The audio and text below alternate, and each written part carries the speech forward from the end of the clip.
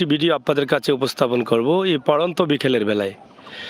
প্রবাসী দেশে যারা আছেন আপনাদের একদিকে ভালো লাগবে গ্রামের এই চমৎকার মুহূর্তের সুন্দর একটি দৃশ্য, সেটি আপনাদের কাছে ভালো লাগবে। আরেকটি ভালো লাগবে আমরা যে সুসংবাদটি দিব সেটা আপনাদের কাছে ভালো লাগবে। এই সব মিলিয়ে কিন্তু আমাদের এই পড়ন্ত বিকেল বেলায় গ্রামের পরিবেশ, সুন্দর জায়গা, সুন্দর স্থান সব মিলিয়ে কিন্তু আমাদের একটা ভিডিও। আপনারা যারা আছেন দেশে এবং বিদেশে আমাদের সাথে যুক্ত থেকে এই ভিডিওগুলো উপভোগ করুন মন থেকে, আমরা সেটা আশা করছি। সরকারের বঙ্গবন্ধুর কন্যা আপনারা ইতিমধ্যে জানেন, বঙ্গবন্ধুর শতবর্ষর পূর্তি উপলক্ষে সরকারি ঘর উপহার যেটা, সেই ঘরগুলো বিটেহীন গড়হীন মানুষ যারা ছিলেন তাদের কিন্তু বিটে দিয়ে ঘর দেওয়া হচ্ছে। সরকারের সেই প্রকল্পটি বাস্তবায়ন হয়ে গেছে ইতিমধ্যেই। বাংলাদেশের বিভিন্ন জেলায় হাজার হাজার মানুষকে ঘর দেওয়া হয়েছে, জায়গা দেওয়া হয়েছে। আজকে ঠিক একইভাবেই আমরা একটি ভিডিও আপনাদের কাছে উপস্থাপন করছি, যেটা ৮ নং কান্দিগাঁও ইউনিয়ন গমেনপুর এবং দনপুর গ্রামের মধ্যেই বিশাল একটি প্রকল্প, যেখানে প্রায় ২৫০ থেকে ৩০০ ঘর সব মিলিয়ে এখানে ব্যবস্থা হচ্ছে। কিছু ঘর ইতিমধ্যে গত বছর বা ১.৫ বছর ২ বছর হয়ে গেছে ইতিমধ্যে দিয়ে দিয়েছেন, আর আরও কিছু ঘরের কাজ হচ্ছে এখানে। আমরা এই বিষয়গুলো আপনাদের কাছে উপস্থাপন করছি। যাই হোক, ভালো হোক আর খারাপ হোক এটা বিষয় না, বিষয়টা হচ্ছে যাদের বিটে নেই, যাদের থাকার জায়গা নেই, যারা মানুষের বাড়ি বাড়ি ধার করে থাকতেন, অনেক সমস্যায় ছিলেন, মানুষ হিসাবে তাদের একটুকু জায়গার প্রয়োজন, এটা নিঃসন্দেহেই। মানুষ হলেই কিন্তু থাকার ঘরের প্রয়োজন। সেই মানুষগুলো আর কারো বাড়িতে থাকতে হচ্ছে না। সরকার যতটুকু সম্ভব হচ্ছে তাদেরকে একটি ছোট্ট ভিটা করে ঘর দেওয়া হচ্ছে, আর সেই ঘরের কাজ চলতেছে এখানে প্রায় এখান থেকে একদম গোবিন্দপুর গ্রাম পর্যন্ত প্রায় ২ থেকে ২৫০ ঘরের কাজ চলতেছে। আমরা সেটি আপনাদের কাছে উপস্থাপন করছি, আপনারা শুনে আনন্দিত হচ্ছেন। তাছাড়া এই পড়ন্ত বিকেলের এই সময়ে আপনারা হয়তো যে ভিডিওটি দেখছেন, খুবই সুন্দর গ্রামের চমৎকার পরিবেশ, সেই পরিবেশ আমরা আপনাদেরকে উপস্থাপন করার চেষ্টা করছি।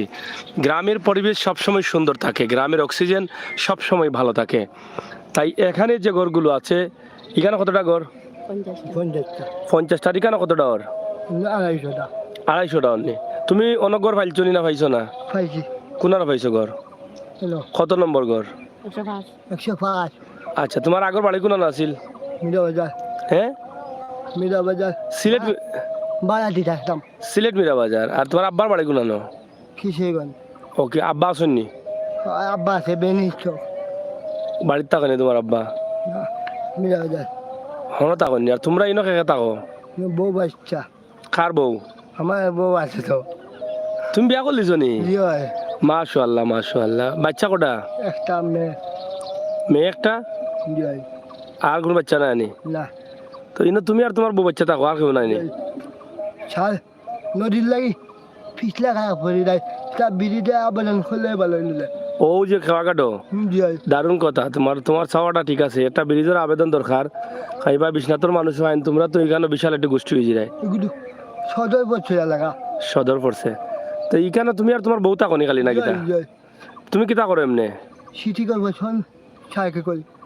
ও, তো তুমি সিটি কর্পোরেশন চাকরি কিতা অন্তেই যাও নি ডেইলি? জয় কিন্তু যাওয়া আমার কষ্ট হয়ে আমার। ভাড়া কত ডেইলি? ৯০ টাকা জাগি। আর বেতন কত? বেতন ১০।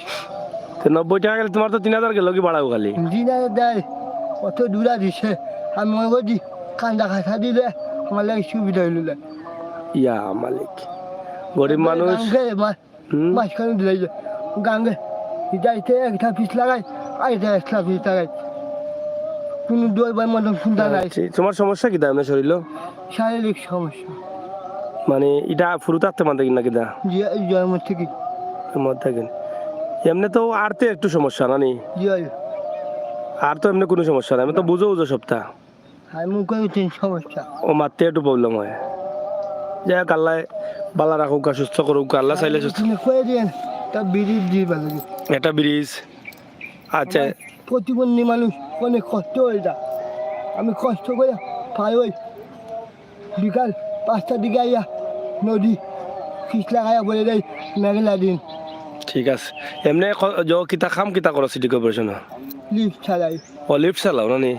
লিফট ম্যান আচ্ছা, এটা আমরা মেয়রে দিছেন জয় মায়া করিয়া আর এই ভয়ক মায়া করিচ্ছেন নি? জয় তাই নিয়ে ওখানে অসুস্থ জানো নি কেন? জয় দোয়া করা নি তাই লাগে? জয় জয় দোয়া করিও, তাই খুব অসুস্থ। যাই হোক, একজন প্রতিবন্ধী, আসলে প্রতিবন্ধী, মুখে একটু কথা বেজে যায় এবং হাঁটতে অনেক সমস্যা হয় না। জয় তো উনি কিন্তু বাড়ি পেয়েছেন সিলেট মীরাবাজার, থাকতেন বাবার সাথে, হয়তো বাবাও গরিব না, জয় বাড়াতে থাকতাম বারাটি। তো উনি একটি বাড়ি পেয়েছেন এখানে সিলেটের সদরের কান্দিগাঁও ইউনিয়নের ধনপুর গ্রাম, সুরমা নদী পার হয়ে আসতে হয় এখানে। তিনি প্রতিদিন সিলেট সিটি কর্পোরেশনে চাকরি করতে যান, সকালে আবার বিকেলে ফিরেন। তো সেক্ষেত্রে ওনার এই যে সুরমা নদীর ঘাট, খেয়াঘাট পার হওয়া লাগে, সেখানে অনেক পিছলা, সেই কাদা থাকার কারণে অনেকটা দুর্বল হয়ে পড়েন, অনেকটা সমস্যা হয় ওনার। তো তিনি দাবি করেছেন একটা ব্রিজের, হয়তো বা এই দাবিটা কাজে লেগে যেতে পারে, আল্লাহ কবুলও করে দিতে পারেন, কারণ সহজ মানুষ। আর এখানে ব্রিজের দাবি অনেকেরই ছিল, আছে। বিশ্বনাথের মুফতির বাজার হয়ে খাজানসি হয়ে এদিকে অনেক মানুষের চলাচল রয়েছে। তো ব্রিজ হয়তো আমাদের সাবেক মরহুম অর্থমন্ত্রী আবুল মাল আব্দুল মুহিত এখানে হাউসা মাদ্রাসায় এসেছিলেন একদিন, এই নৌকা দিয়ে পার হয়েছিলেন এবং তিনি বলেছিলেন যে এদিকে বিদ্যুৎ এসে গেছে, মাদ্রাসায় সব কিছু হয়ে গেছে, মাদ্রাসার ছাত্রছাত্রীরা পারাপারের জন্য একটা ব্রিজের প্রয়োজন, তিনি বলে গিয়েছিলেন। সেটা আমি ছিলাম সেখানে সেই সময়। তো সেটা যদি আল্লাহ তাআলা কবুল করেন তাহলে হয়ে যেতে পারে, এদিকে একটা ব্রিজের আসলেই প্রয়োজন। ঠিক আছে, তোমার দাবিটা আমরা তুলে ধরছি। হ্যাঁ, খুশি তো? ধন্যবাদ। তোমার নাম কি? কবির হোসেন। কবির হোসেন। মোবাইল নম্বর আছে নি? জয় কৌছে মোবাইল নম্বর? 017 017 85 85 48 48 99 99 65 65। আচ্ছা, তোমার বিদেশ থেকে মাইসা কলুল দিলাম, আত্মীয় তুমি? যাই হোক, কবির হোসেনের সাথে আমরা কথা বললাম, ইনশাআল্লাহ অনেক তথ্য জানলাম, অনেক বিষয় জানলাম, ওনার জীবনের কিছু কথাও শুনলাম। উনি বিয়েও করেছেন, সন্তানও একটা আছে।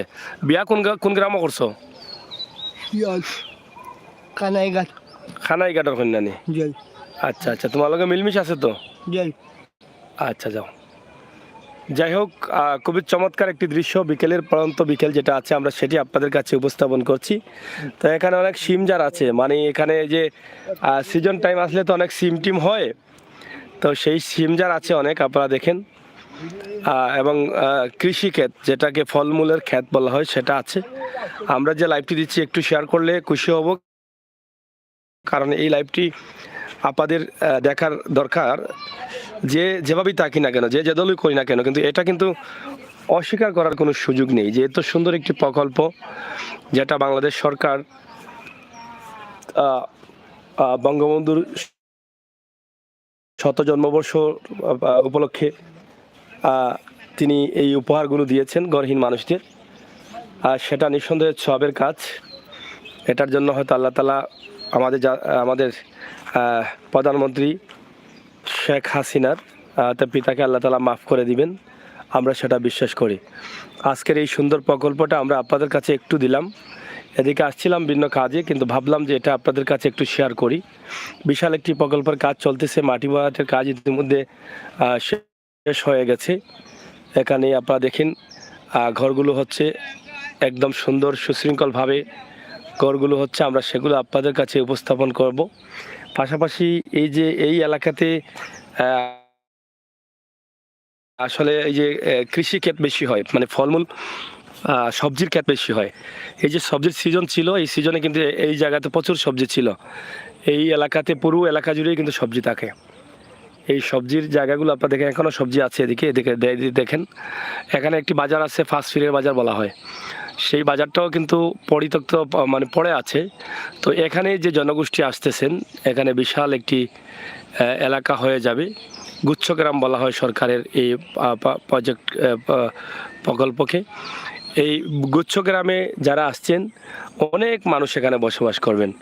এই রাস্তাটাও দ্রুত পাকা হয়ে যাবে আমি বিশ্বাস করি। এবং এখানে যখন ঘনবসতি হয়ে যাবে, তখন কিন্তু এই বাজারটাও কিন্তু চলবে, এটা আমি বিশ্বাস করি, ভালো করে বিশ্বাস করি। সরকার অবশ্যই তাদের প্রতি সুদৃষ্টি রাখবেন, তারা যেন ভালোভাবে বের হতে পারেন, চলতে পারেন, সেটা অবশ্যই খেয়াল থাকবে। তো একদিকে আমরা আজকের গ্রামগঞ্জের দৃশ্য, পড়ন্ত বিকেলে আর শীত মৌসুমের শেষ টাইম, শুকনা মৌসুমের শেষ টাইম, যেহেতু এখানে দেখেন পানি আছে, রাতে বৃষ্টি হয়েছে, এই বৃষ্টির পানি জমাট হয়ে আছে। এখন কম বেশি প্রতিদিনই কিন্তু বৃষ্টি হয় এবং অনেকটা শিলাবৃষ্টি ধরা যায়। প্রতিদিন বৃষ্টির সাথেই কিন্তু পাথর দেয়। তো সেগুলো আপনারা অনেকেই জানেন। আর আজকের এই প্রকল্পটি আমরা আপনাদের কাছে উপস্থাপন করছি। যারা এই এলাকার আছেন প্রবাসে, তারা হয়তো জানেন না যে তাদের এলাকায় এত বড় একটি আয়োজন বাংলাদেশ সরকার করছেন এবং এই এলাকায় অনেক মানুষের আগমন ঘটবে ইনশাল্লাহ। আমরা সেটি আপনাদের কাছে উপস্থাপন করার চেষ্টা করছি। আপনারা দেখেন আপনাদের মন থেকে এবং শেয়ার করেন, সবাইকে দেখার সুযোগ করে দিন এই প্রকল্পটিকে। কিতাব আসলে নিখামু কত টাকা গড়ইব 200 পুরা মানে মিলাইয়া, আর আগের কতটা আছে 50টা নেই?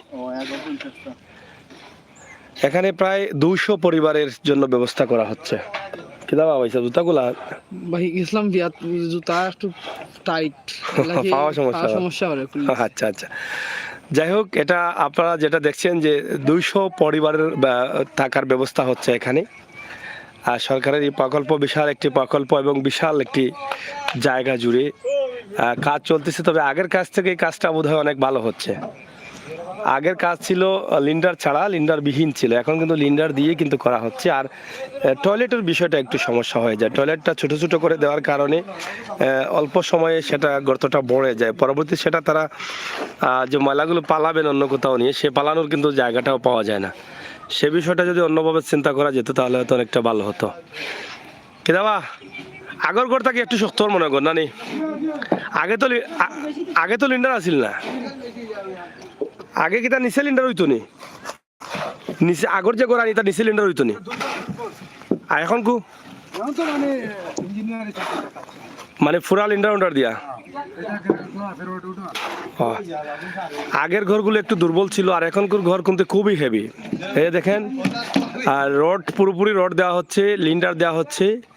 এরপরে 5 ইঞ্চি গাঁথনি, বিটার নিচে 10, বিটার নিচে 10 ইঞ্চি, বিটার উপরে 5 ইঞ্চি চলতেছে। আপনারা দেখেন খুবই হেভি হচ্ছে। এটা চাইলে কিন্তু 5 ইঞ্চি না দিয়ে 3 ইঞ্চি করে দিতে পারতেন, কোনো এটা তো আর দুতলা না, না একতলাই। 3 ইঞ্চি করে দিলে তো হইতো, 3 ইঞ্চি করে দিলে তো এই জায়গাটা ঘরটা একটু বড় থাকতো। আসলে 3 ইঞ্চি করে দেওয়ার দরকার ছিল আমি মনে করি, কারণ এটা যেহেতু উপরে চাল থাকবে, এটা তো ডালাই হবে না, ডালাই হবে। 3 ইঞ্চি করে দিলে যারা ঘরটা পাবে একটু খোলা জায়গা পাইতো। ওই যে 10 ইঞ্চি করে দেওয়ার কারণে ভিতরটা একটু শর্ট হয়ে গেছে।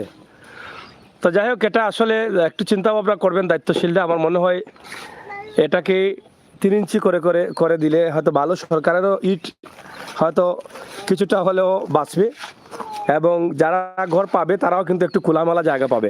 চতুর্দিক থেকে যদি 10 ইঞ্চি এটা রুম নি, চতুর্দিক থেকে যদি 10 ইঞ্চি গাঁথনি হয় তাহলে তো রুমটা ছোটো হয়ে যায়, জায়গা তো এমনিতে একটু কম।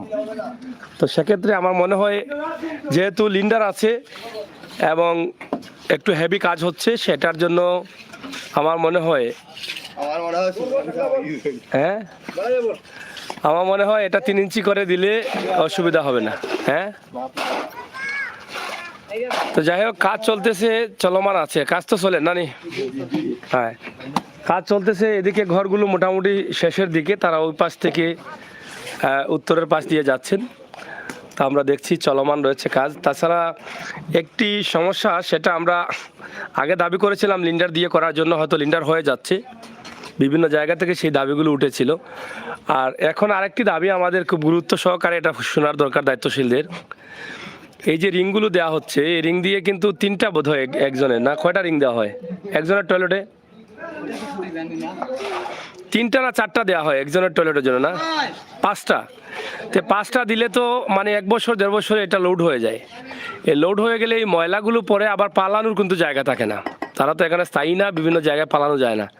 এটা হচ্ছে একটি সমস্যা, আর এটার কারণে পরিবেশ নষ্ট হয়ে যায়। তাই সরকারের যেহেতু এটা স্থায়ী প্রকল্প, যেটা যাদেরকে ঘর দেওয়া হচ্ছে তাদেরকে আজীবনের জন্য দেওয়া হচ্ছে, আজীবনের জন্য যদি সুন্দর করে ড্রেন করে, এখানে নদী আছে পাশে, নদী দিয়ে লাইন দিয়ে এই টয়লেটের ময়লা যেগুলো আছে সেগুলো চলে যাওয়ার ব্যবস্থা করে দিতেন, তাহলে হয়তো পরিবেশটাও সুন্দর থাকতো। তো এই বিষয়গুলো আসলে আমি মনে করি দায়িত্বশীলদের একটু নজর দেওয়ার দরকার। যদিও আমরা সরকারের প্রকল্প বাস্তবায়ন করার লক্ষ্যে আমাদের মনে করি যে একটি ঘর পৌঁছে দিলেই আমাদের শেষ, এটা করলে কিন্তু আমরা দায়মুক্ত হয়ে যাই না। দায়মুক্ত হলে পুরোপুরি তারা কিভাবে ভালো থাকে, ভালো পরিবেশে থাকে, সেটাও চিন্তা করতে হবে। তাই আসুন আমরা সবাই মিলে চিন্তা করি, সরকারের এই প্রকল্পকে যার যার মতো করে আমাদের কমেন্টগুলো করি। আমরা অবশ্যই হয়তো দায়িত্বশীল দেখবেন। যাই হোক, আমরা ঘরের ভিতরটা একটু দেখাই। এই যে ঘরটা একটা পালং রাখা যাবে, কিন্তু এটা যদি 10 ইঞ্চি গাঁথনি না হয়ে 5 ইঞ্চি গাঁথনি হইতো তাহলে কিছু জায়গা খোলামেলা হতো। কারণ চতুর্দিকে 10 ইঞ্চি গাঁথনি দেওয়ার কারণে কিন্তু অনেক জায়গা কমে গেছে। অন্ততপক্ষে চতুর্দিক থেকে 10 ইঞ্চি গাঁথনি যদি আমরা তুলে নিই তাহলে আরো আধা জায়গা কিন্তু ঘরের ভিতরে বেশি হতো না, কমপক্ষে আধা জায়গা বাড়তো প্রত্যেকটা রুমে। তো আধা জায়গা কিন্তু অনেক কিছু। তো যাই হোক, দরজা জানালা অলরেডি কিছু লাগানো হয়ে গেছে। আর এই বিষয়টা দায়িত্বশীলরা অবশ্যই দেখবেন। আমরা বিশ্বাস করি তাদের রান্নার রুম, তাদের টয়লেটের ব্যবস্থা সব কিছুই কিন্তু ইতিমধ্যে হয়ে গেছে। তো আমরা আশা করব আপনারা যারা দেশে এবং বিদেশে আছেন আপনাদের কমেন্ট আর শেয়ার, এখানে গুরুত্বপূর্ণ কিছু বিষয় আছে, আপনারা কমেন্টের মাধ্যমে করলে দায়িত্বশীলরা এটা দেখবেন, তারা হয়তো সামনের দিকে এগিয়ে যাবেন। আমি এখানে 2-3টা বিষয় নিয়ে আসছি। এখানে যে 10 ইঞ্চি গাঁথনি করা হচ্ছে, যেহেতু ডালাই হবে না উপরে, সেটা কিন্তু টিন সেট থাকবে, টিন থাকবে উপরে। সেক্ষেত্রে 10 ইঞ্চি গাঁথনি বা ওয়াল দেওয়ার কোনো দরকার নেই, কারণ সেটা যদি 3 ইঞ্চি গাঁথনি থাকে তাহলে চতুর্দিক থেকে কিছু জায়গা যারা বসবাস করবেন ফ্রি জায়গা পাবেন। এটা হচ্ছে একটি বিষয়। আরেকটি বিষয়, টয়লেটের বিষয়টা আমরা গুরুত্ব দিয়ে দেখছি।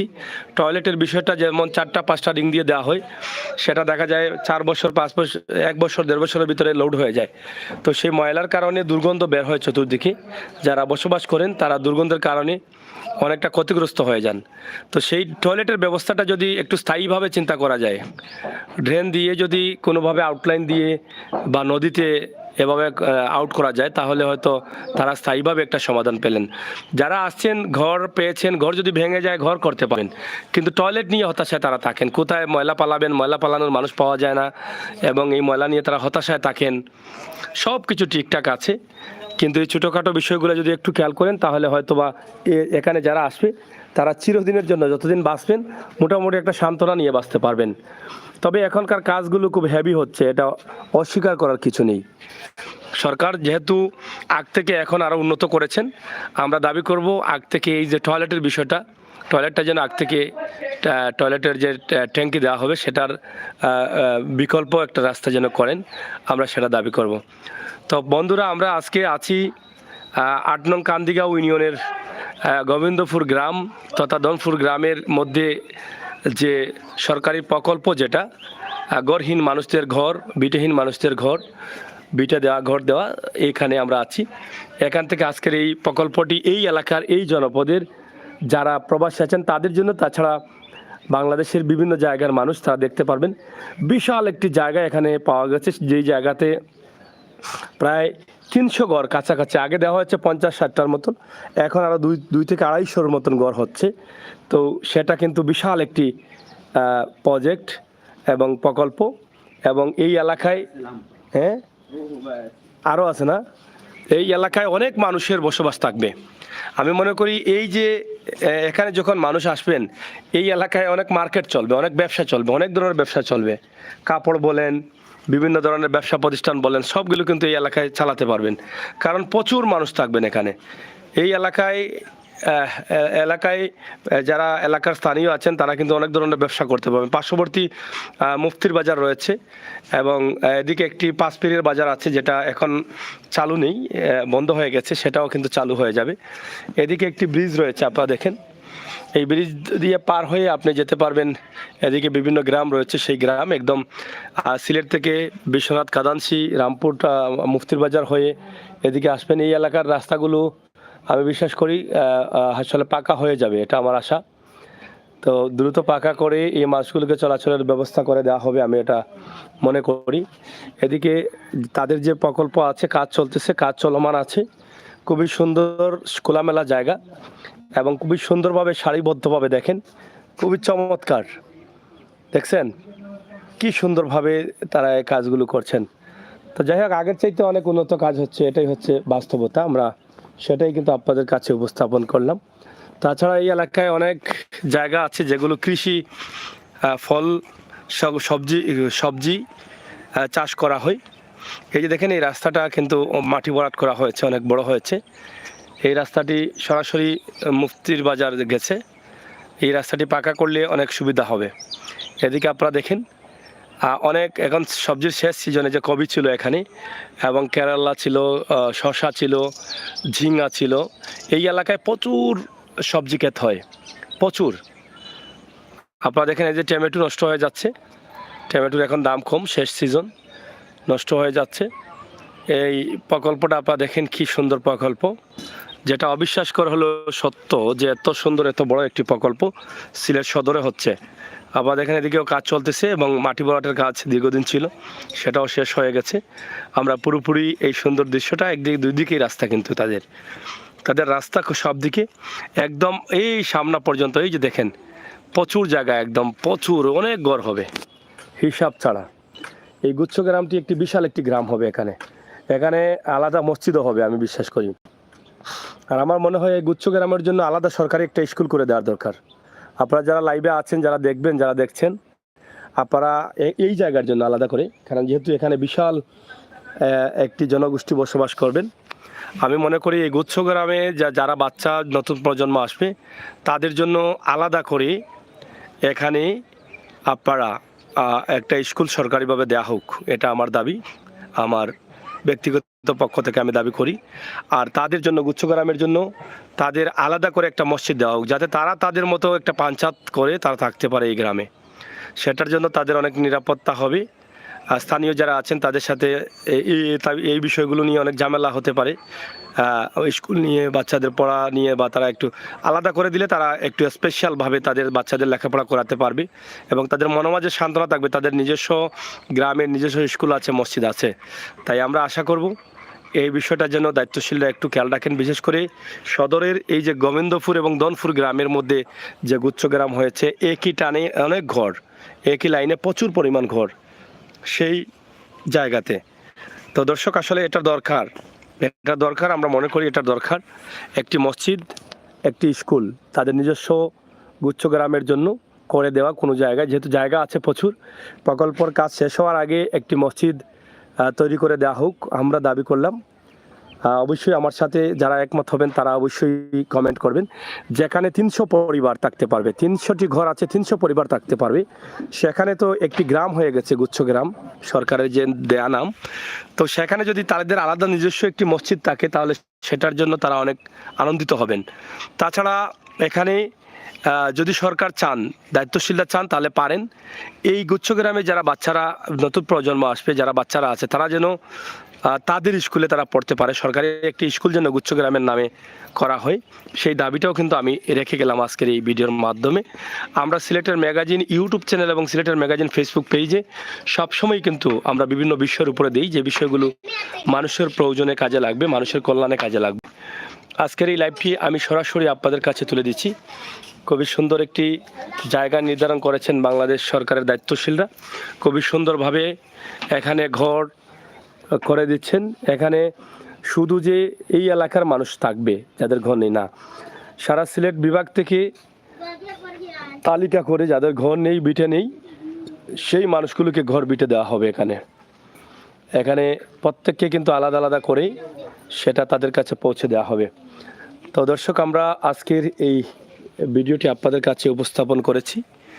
আশা করব আপনাদের সকলের সহযোগিতা। এখানে 2-1টি ঘর ইতিমধ্যে আস্তরের কাজও কমপ্লিট হয়ে গেছে এবং উপরে হয়তো শুধুমাত্র চাল লাগানোটা বাকি আছে, সেটাও হয়ে যাবে আমরা আশা করি।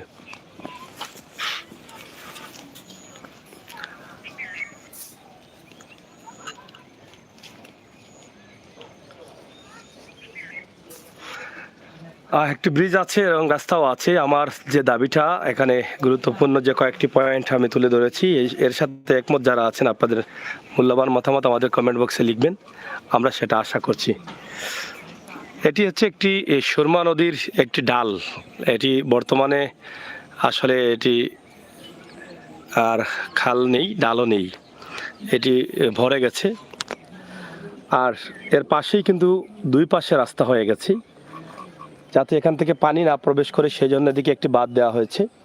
এবং এই যে একটি ঘর দেখা যাচ্ছে, এই ঘরের কাছেই কিন্তু একদম ঘর হয়ে যাবে। তার মানে এখানে প্রায় 300-র উপরে পরিবার বসবাস করতে পারবে। এই 300-র উপরে যে পরিবার বসবাস করবে, সেখানে 300টি পরিবার যদি থাকে, 300 পরিবারে কি পরিমাণ মানুষের বসবাস থাকে সেটা তো অবশ্যই আপনারা বুঝতে পারছেন। এই 300 পরিবারের জন্য আলাদা করে একটি মসজিদ যদি নির্মাণ করে দেওয়া হয়, একটি মিডিল জায়গায় অথবা কোনো একটি স্থানে কোনো পাশ দিয়ে যেখানে সুবিধা হয়, সেটা একটা দাবি আমি তুলে ধরছি। আরেকটি দাবি তুলে ধরছি। হ্যালো, ওয়ালাইকুম সালাম।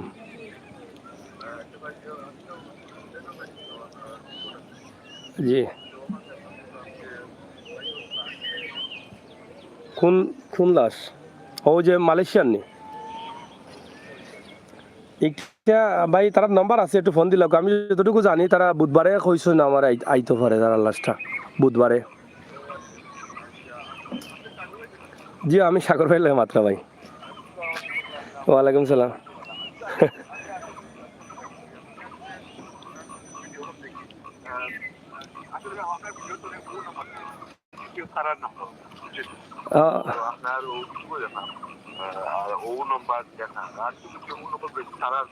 না, আমি তো ওই যে এটা ভিডিও তো আমার নাম্বার দিন, এটা মনে হয় আমার ইউটিউবের অন্য কোনো ভিডিওতে লই লিছেন, বুঝছেন, বা আমার পেজের নাম্বার।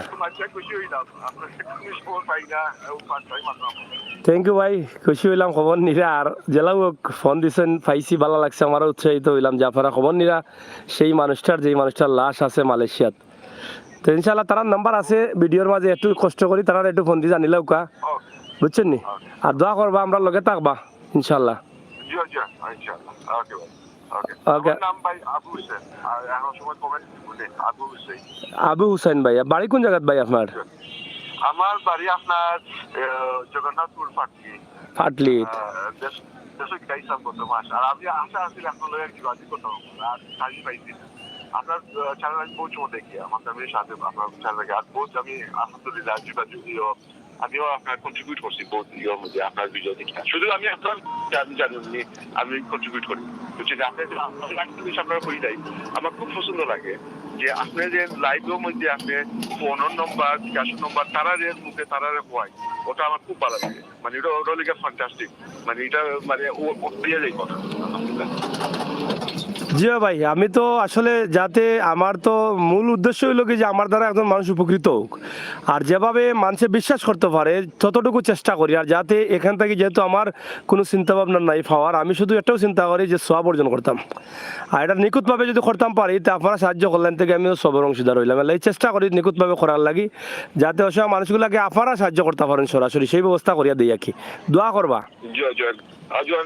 তো ওখানেও করবে লাগে ভাই যে আপনার আপনারটা একটু ইউনিক লাগে যে আপনি যে লাইভের মধ্যে তারার মধ্যে দিই, তারার নাম্বার হয়, ওটা আমার খুব ভালো লাগে। মানে অন্য দেশে এরকম সব খেয়াল করেন, কিন্তু আপনিও করেন এটা, আর ওটা আমার সবচেয়ে বেশি পছন্দ লাগে। ও আপনারা জানাইলাম। থ্যাংক ইউ ভাই, খুশি হইলাম ভাই। দোয়া করবা। আর দেশে আইয়া দেখা হইছে না ইনশাল্লাহ, আগামীতে আইলে দেখা করবা না ইনশাল্লাহ। ইনশাআল্লাহ ইনশাআল্লাহ। ওকে ভাই, ওকে, আসসালামু আলাইকুম। যাই হোক, আমার এক ভাই লন্ডন থেকে, যেটা আমরা বলি মানুষের কল্যাণে আমরা সবসময় কাজ করি, আমার ভাই আমার সাথে কথা বলে খুবই আনন্দিত। ওনার মতামতটা বললেন এবং আমিও খুবই আনন্দিত।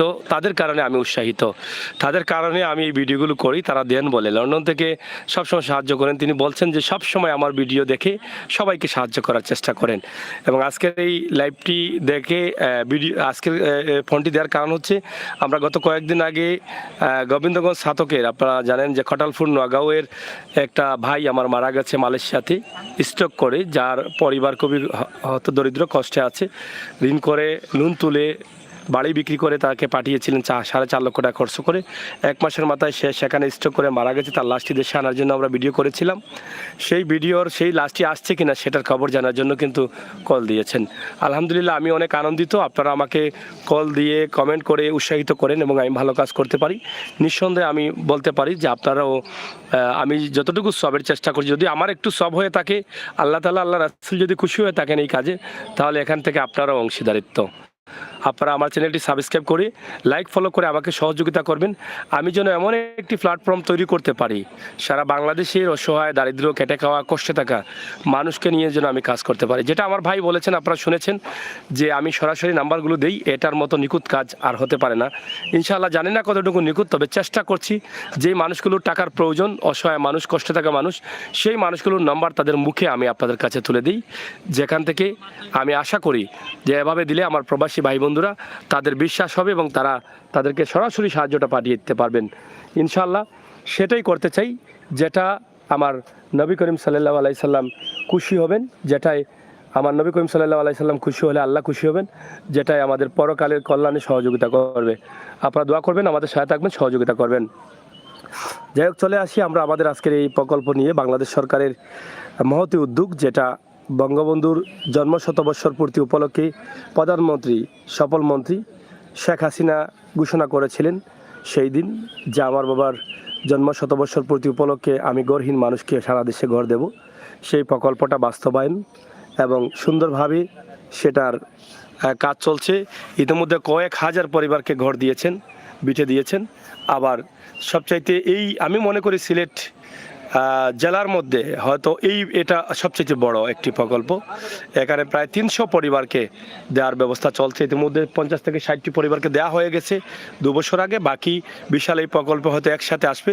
তো আমার শেষ দাবি, আমি লাইভটি শেষ করে নিব। পরন্ত বিকেলের এই সুন্দর মুহূর্তে আপনাদেরকে আমি লাইভটি দিচ্ছি, আপনাদের অবশ্যই ভালো লাগে, আমি এটা বিশ্বাস করি। গোবিন্দপুর গ্রাম, দনপুর গ্রাম, খাইনগঞ্জ এবং মুর্শিদর গ্রামের একদম মধ্যখানে আমি আছি। সেই এলাকাটা আপনারা প্রবাস থেকে অনেকেই দেখবেন, আপনাদের ভালো লাগবে। আমাকে সহযোগিতা করেন, এই সমস্ত ভিডিও ভালোবাসেন বলেই কিন্তু আমি করি। তো যেহেতু আমি এখানে একটি দাবি করেছি, এখানে যেহেতু 300 পরিবার থাকবে, সেই 300 পরিবারের ছোটো ছোটো সোনামণিরা থাকবে, যারা আগামী দিনের ভবিষ্যৎ, আগামী বাংলাদেশ। সেই সোনামণিরা যেন তাদের নিজস্ব স্কুলে পড়তে পারে। এখানে একটি সরকারি স্কুল যদি করা হয়, সরকার চাইলে পারেন, তাহলে এখানে যারা থাকবে তারা আনন্দিত হবেন এবং তাদের বাচ্চাদের ভবিষ্যৎ নিশ্চিত করতে পারবেন, লেখাপড়া শেখাতে পারবেন। তাদের করে আলাদা করে একটা সরকারি স্কুল করা হোক গুচ্ছগ্রাম নামে, এবং তাদের জন্য নামাজ পড়ার জন্য তাদের একটি মসজিদ আলাদা করে গুচ্ছগ্রামের নামে একটি মসজিদ। এই কারণে দাবি করছি, এখানে প্রচুর ঘর রয়েছে, প্রচুর পরিবার। 300 পরিবার মানে যে 300 মানুষ এখানেই শেষ না।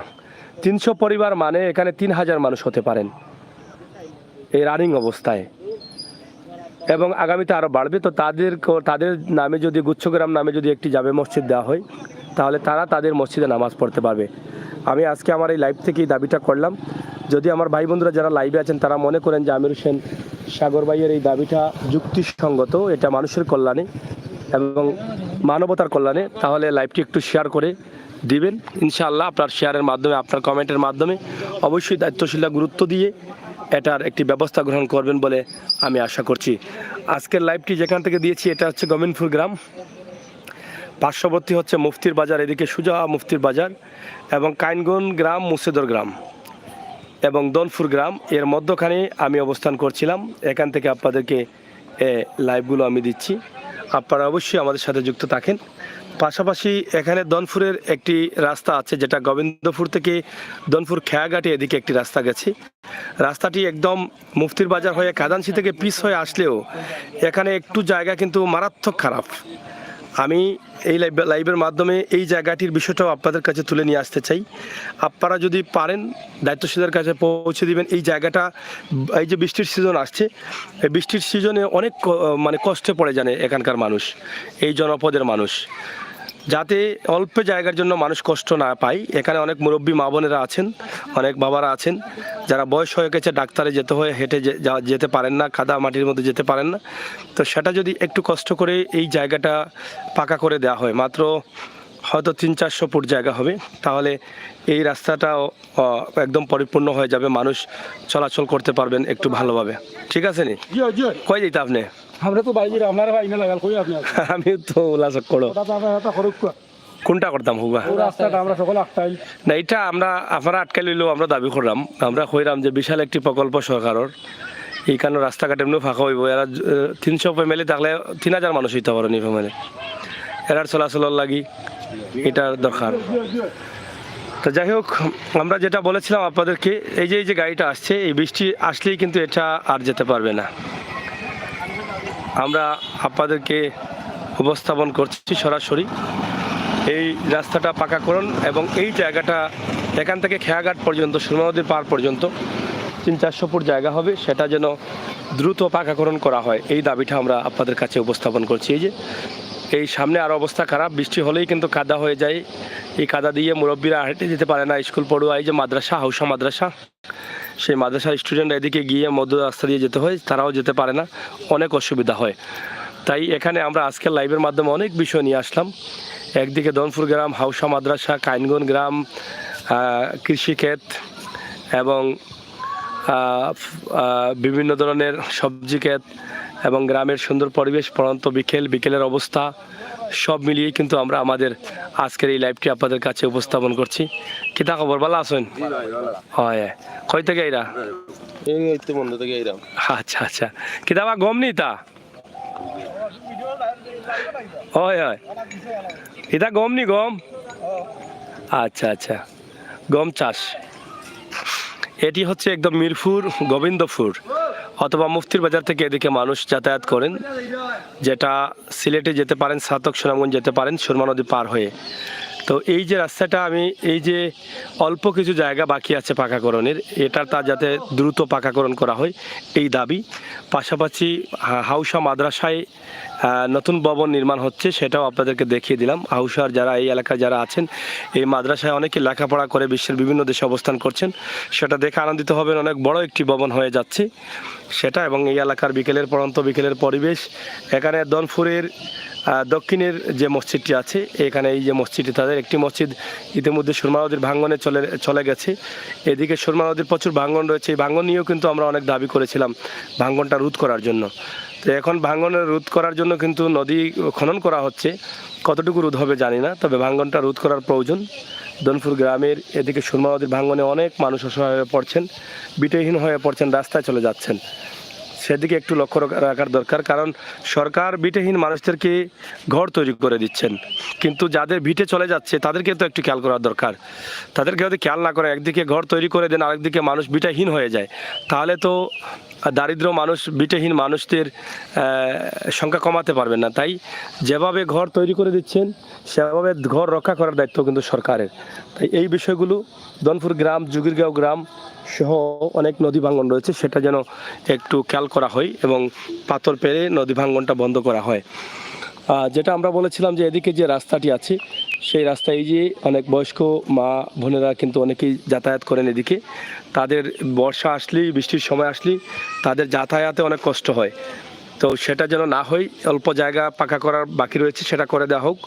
এদিকে রাস্তাটা হয়তো অনেক লম্বা একটা রাস্তা, সেটা হয়তো হবে পর্যায়ক্রমে, সেটা আমরা দাবি রাখছি, তবে পর্যায়ক্রমে হলেই চলবে।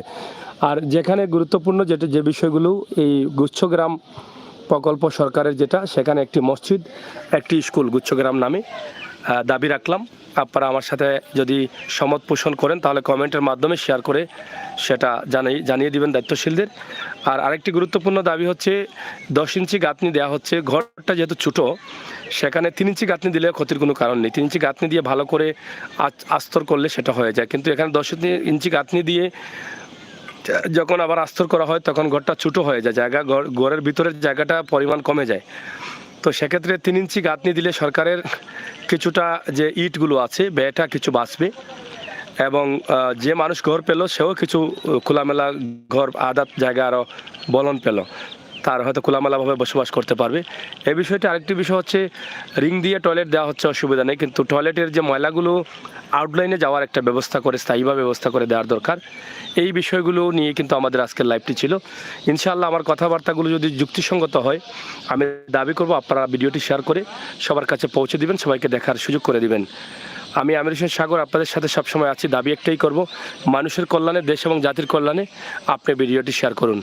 আজকের ভিডিওটি দনপুর গ্রাম, গোবিন্দপুর গ্রাম, কাইনগন মুর্শিদর গ্রাম এবং মুফতির বাজার মোটামুটি এলাকা এবং হাউসা গ্রাম, এই বিষয় নিয়ে কিন্তু আজকের লাইভটি ছিল। ইনশাআল্লাহ আপনারা সবাই ভালো থাকুন, নিরাপদে থাকুন, সুস্থ থাকুন, সবসময় আমাদের সাথে থাকুন, আর ভালো ভালো ভিডিওগুলো, বাস্তব ভিডিওগুলো উপভোগ করুন। আল্লাহ হাফেজ।